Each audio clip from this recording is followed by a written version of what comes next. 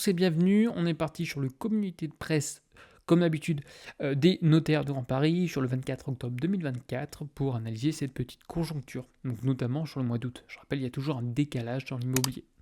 Une activité toujours faible et des baisses annuelles de prix qui devraient se modérer pour les appartements. Bon, dans l'ensemble, c'est toujours la même donne, c'est-à-dire qu'on est toujours sur des baisses. Île-de-France, toujours aujourd'hui en forte correction. On est quasiment à 16% par rapport à juin et août 2023. Les maisons reprendra encore quelques couleurs. Je viens de vous dire, les maisons, c'est juste catastrophique. Il y a une correction qui est relativement importante. On a des baisses aujourd'hui annuelles de prix qui se modèrent. Ça, j'aime bien qu'ils se modèrent, notamment pour les appartements. On est aux alentours donc, de 6% pour les maisons. Encore une fois, ça dépend de la localisation et de l'actif en question, notamment la valeur intrinsèque, s'il y a des travaux ou non. Au niveau de Paris, notamment pour les appartements anciens, on est donc à moins 6,3. C'est pareil, grosso modo, en Ile-de-France. Et pour les maisons, c'est pareil, on est à peu près aux alentours de moins 6%. Alors, les volumes de vente, c'est pas compliqué, c'est toujours pareil. Ça corrige fortement. Tant que les volumes ne repartent pas à la hausse, les prix aujourd'hui resteront vers le bas. C'est au cours du temps qu'on va voir davantage de ventes que les prix, normalement, suivront par la suite. Mais tant qu'aujourd'hui, les volumes sont négatifs, les prix sont négatifs. C'est pareil, donc prix négatif dans l'ensemble. Évidemment, juin-août 2024 face à mars-mai 2024, il y a toujours un petit delta, donc 1%. Mais c'est pas grand-chose.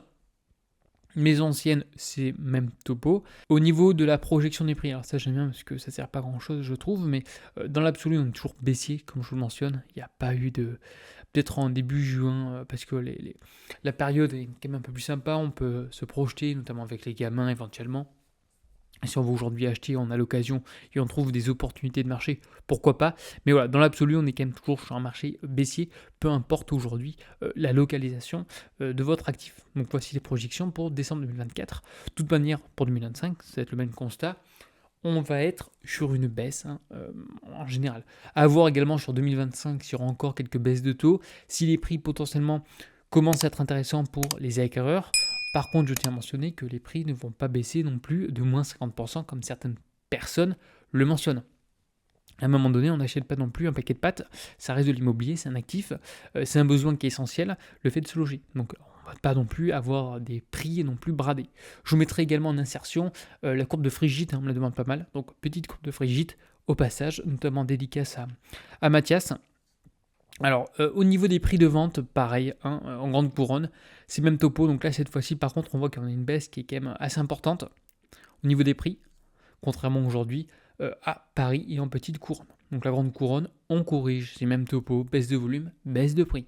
Petit focus notamment sur le prix des acquéreurs de logements anciens en Ile-de-France 2024. Les acquéreurs les plus jeunes sont, on va dire, les moins favorisés aujourd'hui. Moi, on est principalement sur du cadre, parce que, bon, évidemment, il faut quelques petites pépettes pour, notamment, aujourd'hui, acheter un logement en Ile-de-France. Donc, cadre plus profession libérale, voilà, on est quasiment à la moitié. Là, aujourd'hui, des acquéreurs, on est principalement sur entre 31 et 40 ans et les moins de 30 ans. Généralement, voilà, quand on arrive à un âge où on commence gentiment à vieillir, je dirais pas l'âge, bon voilà, on se barre gentiment, on essaie d'avoir aujourd'hui un cadre de vie un peu plus sympa. Les acquéreurs retraités sont donc restés un peu plus présents sur le marché. Les ouvriers, employés, professions intermédiaires, davantage affectés justement par la conjoncture. Et voient leur vente reculer de 47 à 44%, évidemment, parce que leur budget est fortement impacté. Comme pour les vendeurs, les acquéreurs de moins de 40 ans se trouvent plus sévèrement aujourd'hui écartés du marché. C'est même topo, généralement on a moins de 40 ans, les revenus sont un peu moins conséquents. Par conséquent, on est les premiers sanctionnés. À voir également si on aura un PTZ élargi sur de la monopropriété, sur la copro, et également en fonction des différentes zones. Ça pourra aider notamment les primo-accédants. L'évolution de la part des cadres parmi les acquéreurs de logements anciens.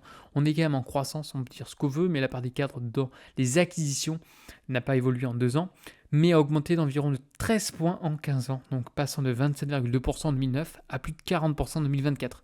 Ce qui est quand même considérable, tout simplement parce qu'aujourd'hui, l'immobilier a fortement, je viens de vous dire, augmenté au cours du temps. Donc malheureusement, il y a certains types de ménages qui n'ont plus accès, où c'est très compliqué aujourd'hui de financer leur bien immobilier. Et au niveau de l'évolution de la part donc, des moins de 30 ans, parmi les acquéreurs de logements anciens, dans l'ensemble, l'âge est passé de 38 à 40 ans.